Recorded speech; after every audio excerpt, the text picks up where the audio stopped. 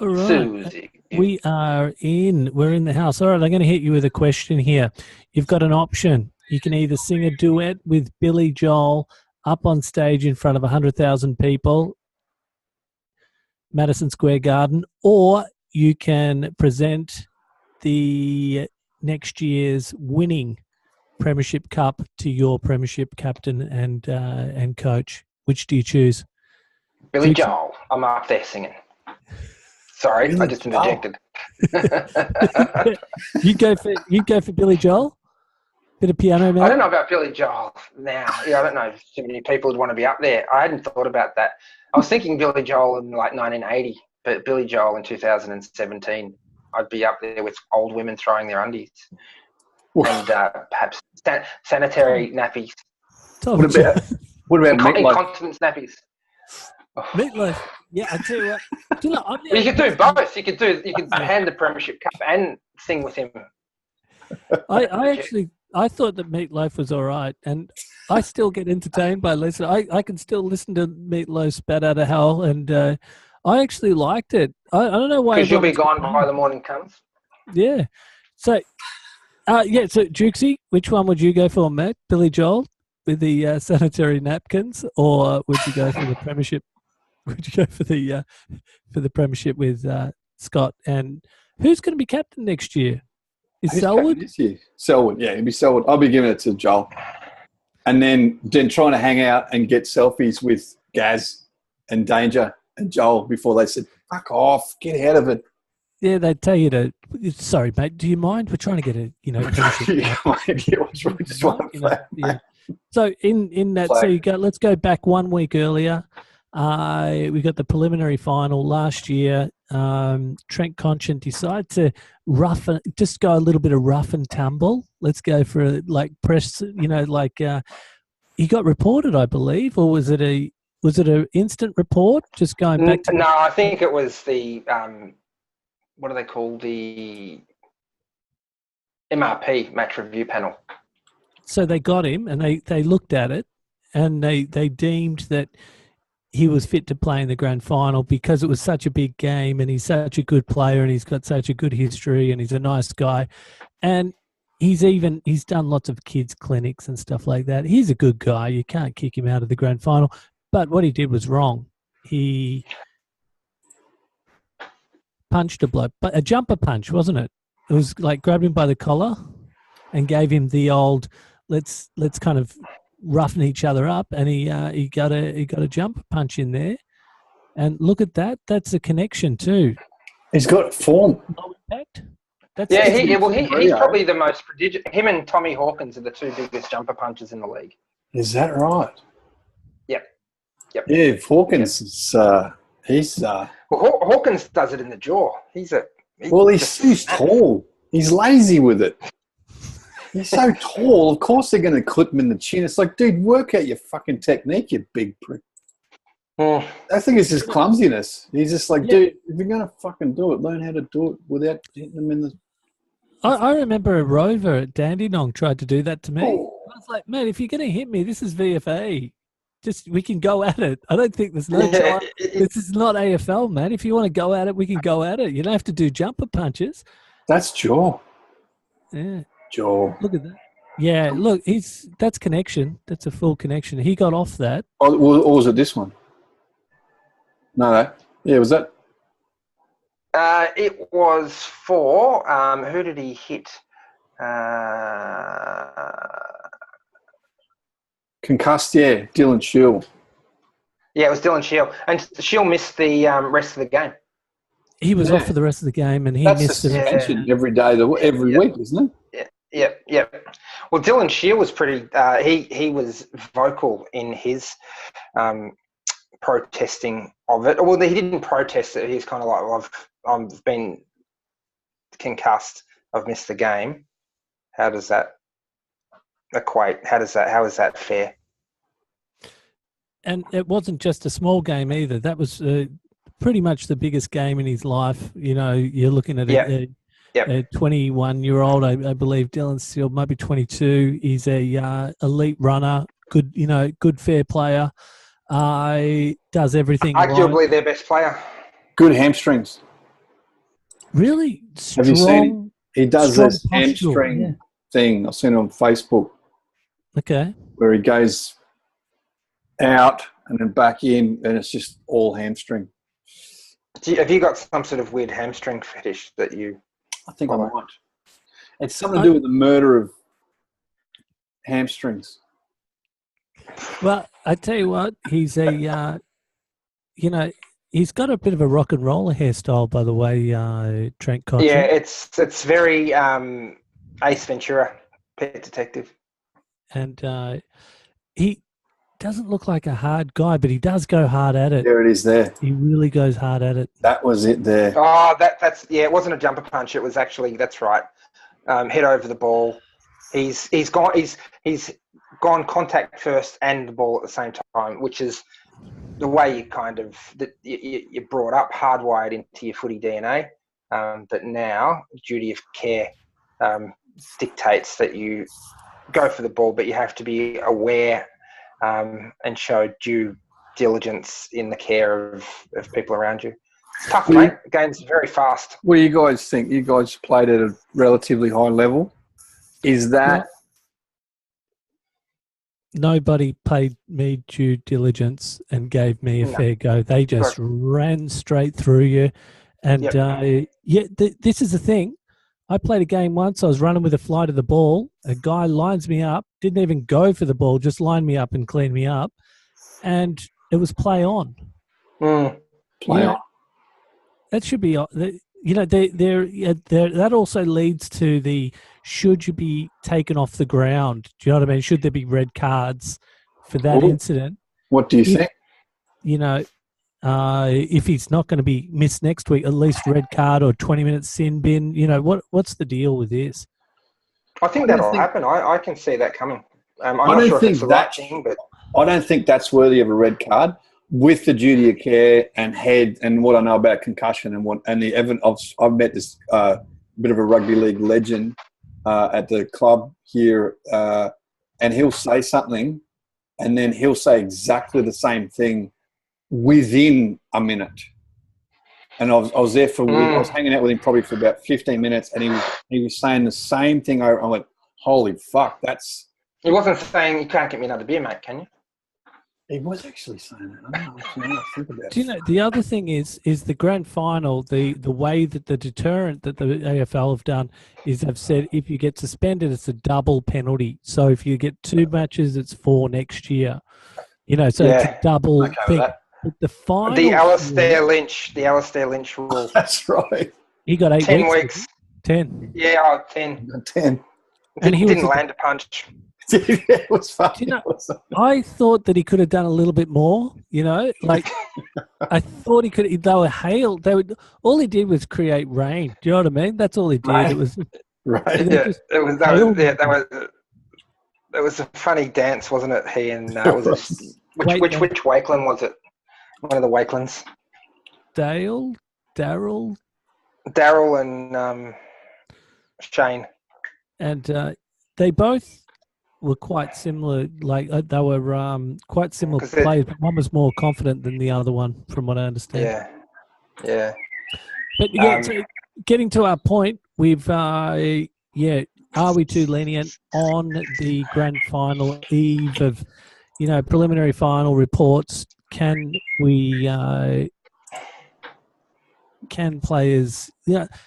We mentioned earlier Robert Di Domenico. He shouldn't have. Oh, there it is. There it is. Look at that. Look, that's a cuddle. Seriously, that's a cuddle. That's a come here cuddle. Do you know, if anyone's got an older brother, I tell you what, if your older brother just gave you a little cuddle like that, that's nothing. Do you know what that was? That's let me scare you with a big, huff and a puff and I'll blow your house down. And, that's play. That's jostle. Seriously, Stephen Silvani used to jostle like that. That's just a bit of, that's nothing in it. And the thing is, I think it's more bark than bite. It just looks bad.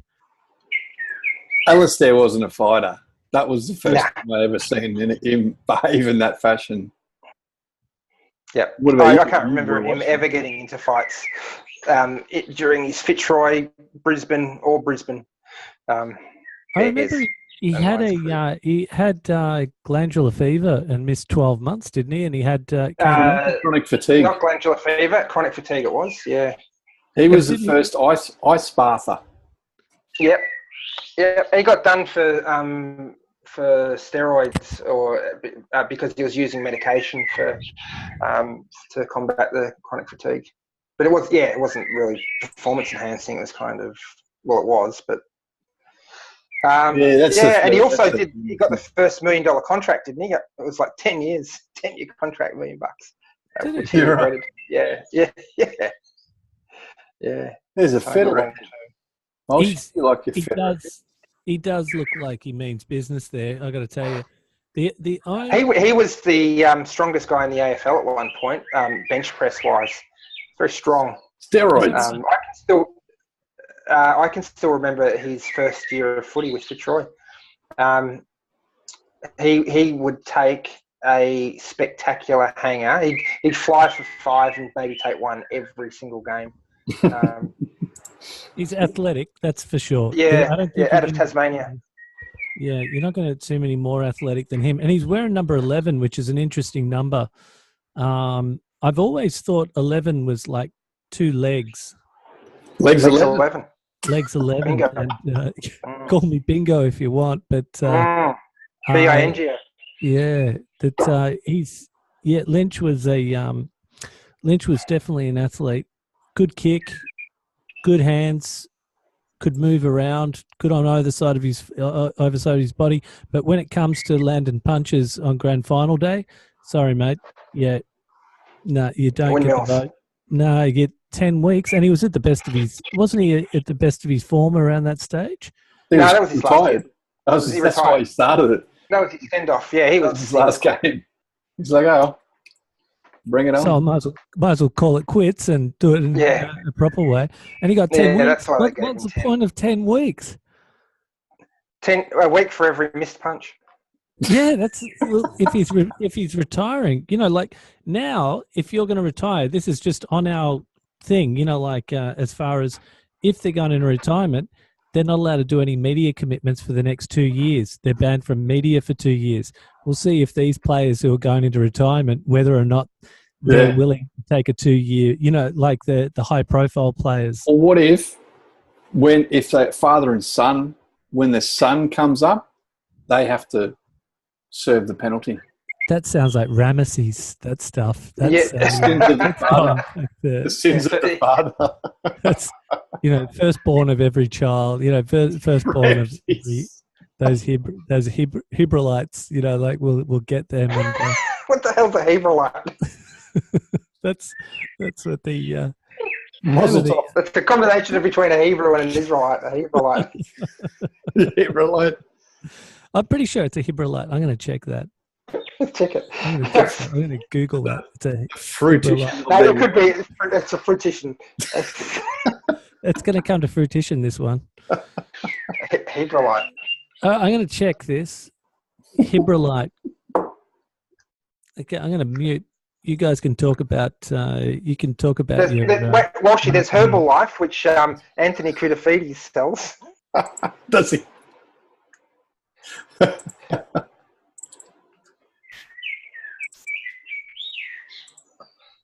So Trent Cotchin. So what do you think, Roscoe?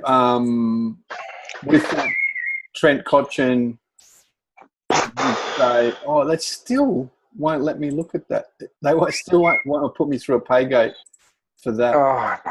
Bartenders. Yeah. Look, you know what? I want people to play, right? So I think it was good having him in there. But if it was a player that I despised, like a Stephen Milne or something, I'd probably want them to get axed for a few weeks just because I'd have a dislike for them. Just like some of those players.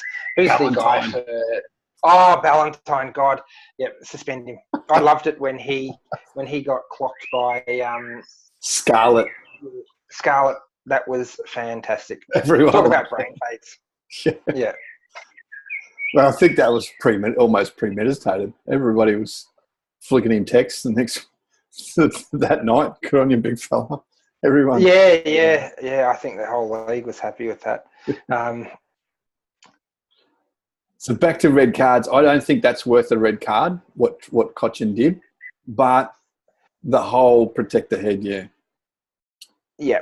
It's a shame. But, yeah, you look at some of these games from the 90s and even early 2000s, and what was that bump that the Indigenous player for Byron Pickett. Pickett. He was probably sometime this year I went through and did just on YouTube and had a look at his hits, and he was vicious. Pickett.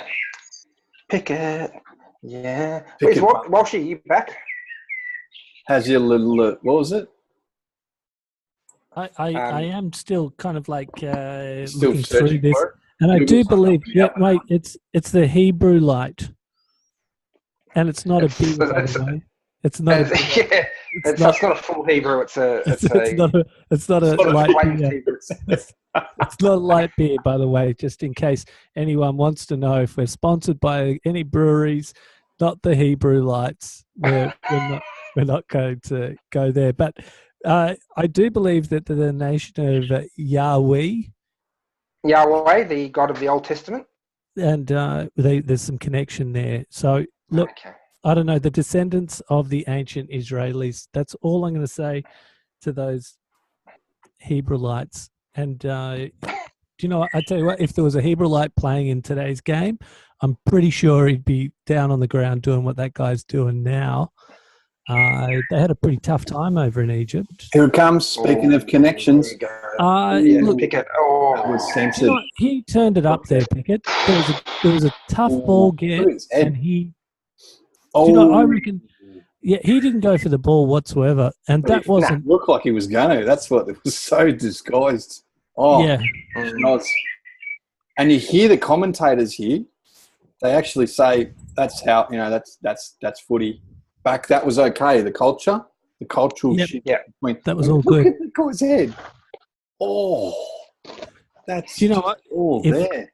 If I went back and played football back in the day when I played football, I would never have put my head over the ball and ran at it like Wayne Johnson. I would have done that every single day of the week. Protect yourself, Pickett mate. did. Yeah. Mate, protect yourself. That's the game of football. It's white line fever. It's get out there and crunch. If that's a fair crunch, and if you can put a player off the ground, and you're playing for the stakes they're playing. Now the bloke on him's just standing next to him, not doing anything. Because it was culturally accepted. Yeah. I'm going to just mute for a second. I'll be back. And my battery's going to run out. Here's a question for you, TD. Yes. All right. So Gary Ablett is in his final. It's a preliminary final, Big fan. He's got a. Yeah. Now he's hip and shouldered someone and done one of those. Yeah. Do you play him? Can you say, look, Gaz, we'll give you either a $500,000 fine, or you can play next week? What do you think Gaz would do in his shoes? Would he be playing footy, or would he take the money? Because he's already taken the money and ran to Brisbane, so he doesn't mind doing a little bit of money, but he also does have a bit of loyalty because he's come back to the Cats. So, what do you think he's going to do in that case? Because that could be a good deterrent for players having to pull it themselves. They take the big hit.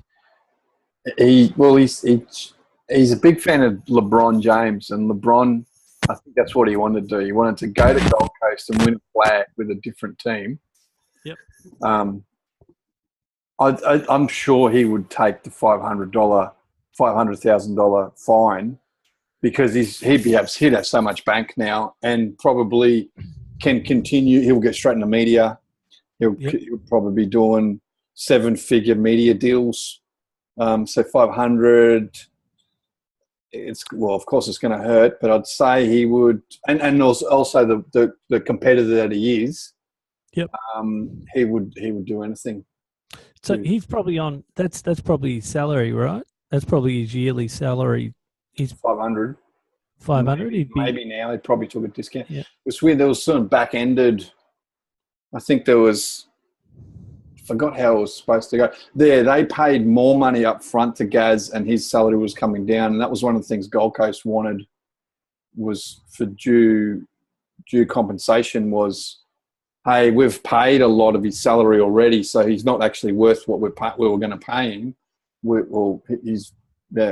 paid him off, so to speak. So yeah, and well, it'd be a good call whether or not, that would be a better deterrent. Is okay, you can lose your yearly salary, or play in a grand final. That's you're going to play.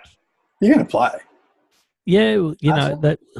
Well, as salaries get bigger, that's when it becomes, that's when it's going to become in line, because, players at $7 million. Like, if you got do you want to play in a grand final or $7 million?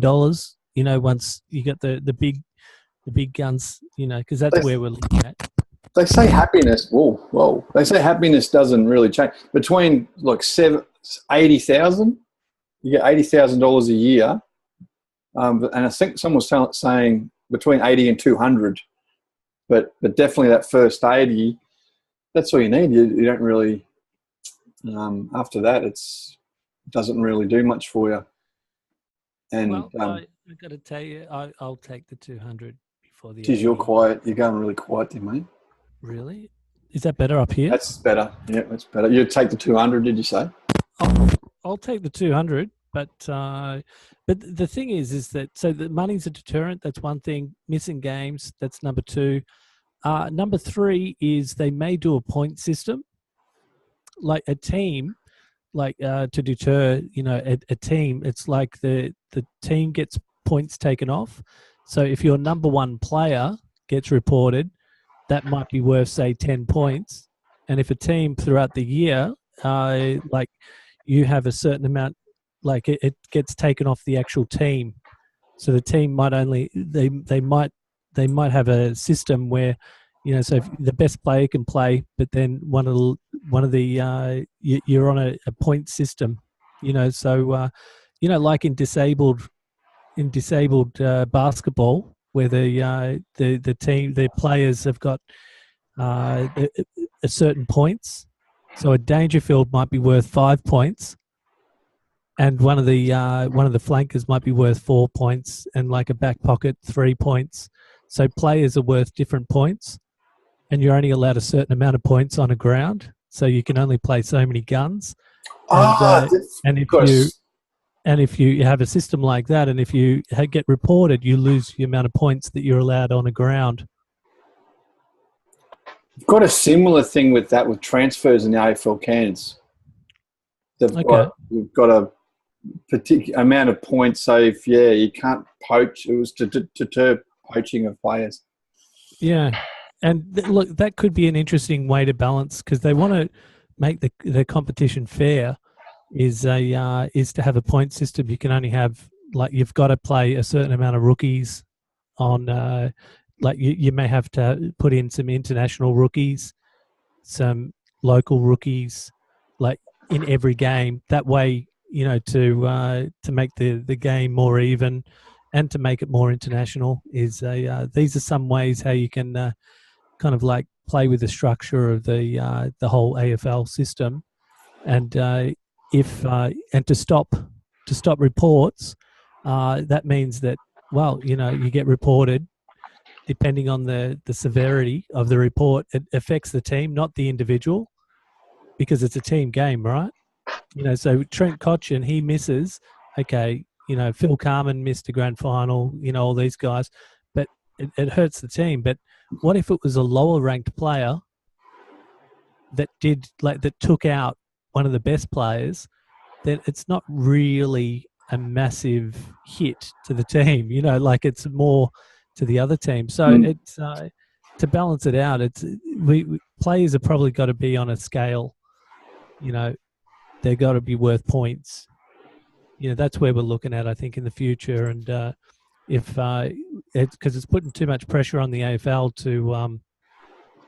to say you can't drop Trent Cotchin. It's too much like on the individual.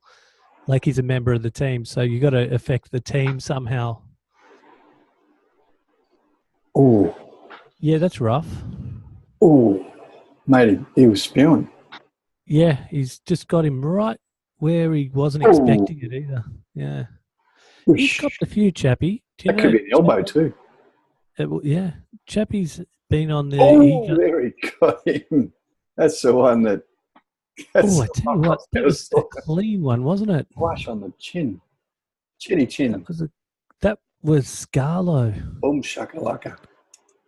Wait, what did Stevie Johnson do? What did he do? So Matty Scarlo just done what a lot of other footballers wanted to do. Was that what it is? And Matty Scarlo did a favour to most people. Okay, that's hashtag let him off. I love it. Yeah. Well, if you've got it coming to you, that's the second thing is maybe if you've been reported, like back in the day, back in the old days, if one of the thug players got knocked out, it was kind of like a square up, that nobody got rubbed out. It was just a square up.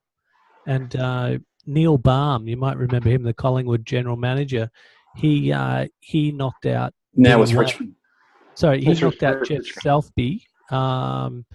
And Vinnie Waite was a Carlton's hard man, 73 grand final, and he didn't do anything. Cost us a grand final. No square up. No square up. No square up, and Carlton lost the grand final. And a lot of people believe that if Vinnie Waite had a squared up, then Neil Baum wouldn't have been, running around 10 foot tall. It was a bit of a gladiator sport back in the early 70s. But that looked prevalent. That was a square up, mate. Yeah. In ice hockey, when they square up, like two players are allowed to go at it. Mm. And they just say, right, let them go at it. 5 for fighting. They get 5 minutes for fighting. And I think sometimes they give them an extra 2 minutes for instigating. 5 minutes. 5 for fighting. Miracle on Ice. Yeah. Are you talking about the 1980 America versus Russia? Sounds like Numero Uno. A brutal sport. It is a brutal one, yeah. I'd say it's the hardest sport as far as collisions and violence. What do you think? Yeah, absolutely. And the fact that they condone one-on-one, and like you said, 5 minutes, and then you can have an extra 2 minutes golden punch or whatever at the end of it. That's golden punch. Because we think AFL, we're tough. We don't wear pads. We fight. But the hockey players, they are tough. Yeah, one tough hombre. They don't use sticks on each other. Yeah. You reckon? There you go. That's a stick. I reckon. That's a tomahawk. Yeah, that's taking his head off, isn't it? Yeah, Miracle on Ice. Apparently, when the US won, there were people weeping in the aisles of their supermarkets. Literally, America was going through. Where was I reading this or something? So it was around the time of, I think, Beirut, the bombings. The US was copping a pounding. Politically, they were kind of. They'd lost that aura. They'd lost the Vietnam War 5 years earlier. So that whole USA, they were in a fragile state. And this win with some non-professionals against the Russian hardmen was a real boost for the Americans. They love it. They still talk about it, the Miracle on Ice. So they were amateurs. Yeah, they were all amateurs because, like with the NBA, the US wouldn't allow their professionals to play, so but the Russians were all. They were. I'm not sure if they were professionals, but they certainly were. They were professionals in their league, but they weren't the best US players. They were all of their college guys, kind of like with the Olympics, right? Until the Dream Team went back with Magic and Michael and Larry. It was always the college guys. Remember that? I think it's the same with soccer now. Even nowadays, it's under under 21s or under 23s play Olympic soccer. Yeah. And I think Brazil won the gold medal. By the way, Neymar was the number one player for Brazil as far as soccer goes. He's a skinny dude, Neymar, on a lot of money. Married, young guy, married, kids. Interesting. He married a young guy with kids. That's right. Yeah, he's come out of the closet. Wow, and he's adopted children as well. With a Brazilian. What is a Brazilian? Well, yeah. Is that? I've given myself one.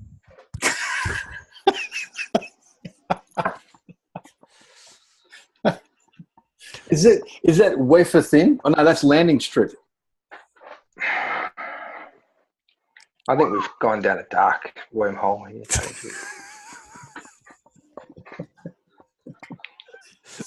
It's all these Russian ice hockey Brazilian players. No mas. I think that means no more in Portuguese or Spanish.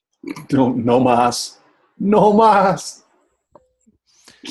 Just on the Spanish, I was reading up about Pamplona and the running of the bulls. Yeah.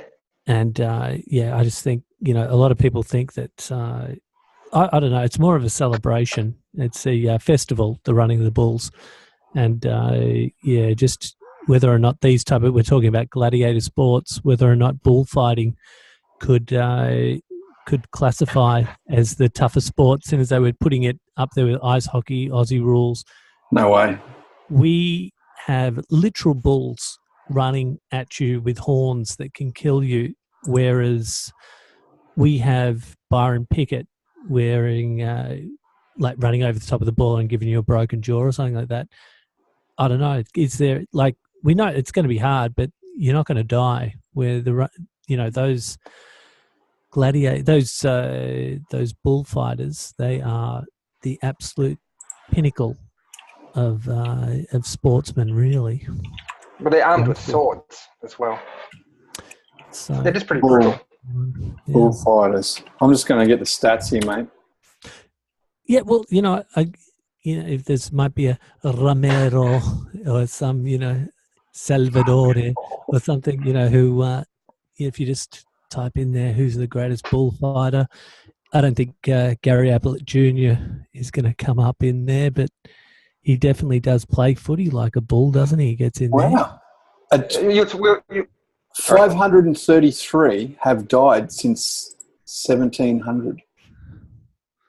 Bullfighters. Yeah. That's quite a lot. And I got to tell you, if you were killed as a bullfighter, there would be a procession. There'd be like a parade. Do you know what I mean? Like with all your fans carrying your coffin with all the weeping people and stuff like that. Would be amazing. Have you attended a bullfight, Anthony? No, I haven't. But I tell you what, I if we go to Spain, mate, let's go and check out a bullfight. I think we should go and check that. By the way, there's a nightclub here in Okayama called Matador, and I don't know. I think there could be a few. I don't know. Matador going on there. You sure it's a nightclub and not something else? Well, it's a restaurant as well during the day. That's what they tell me. So look, gored to death in more than 30 years. I did not think that happened. That was last year. I think that's the modern day gladiator sport. There's only a few left, and that goes back, like as you said. There's at least so many hundred people have died since the 1800s. So 31 in a year in 2013. A total of 31 were gored. Oh no, that's just gored. Yeah, not murdered, not killed. Not all the way.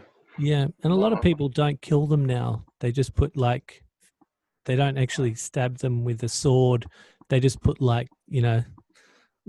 thought there was a difference. Spanish bullfighting's killing them. You've got to kill the bull, whereas in Mexico bullfighting, they don't kill it. I think there's two different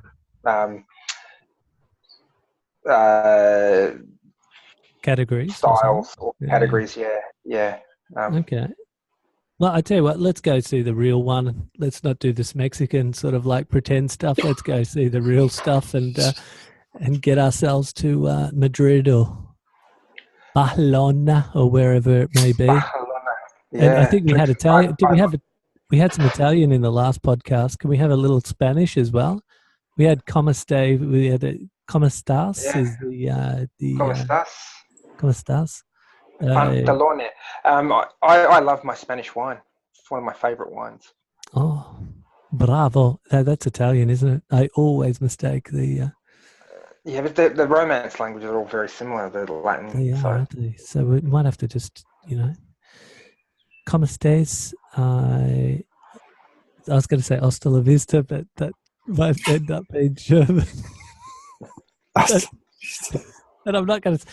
I'm not going to go into the "Hasta la vista" story. I think it's just the whole Fraulein Singer. It was Claudia Singer, and we don't have to bring her into this. She wasn't a bullfighter. Said she was a Fraulein, wasn't she? Yeah, she not a feline. And we're talking about bikes as well. Bikes came into the pre-pod chat, and we were talking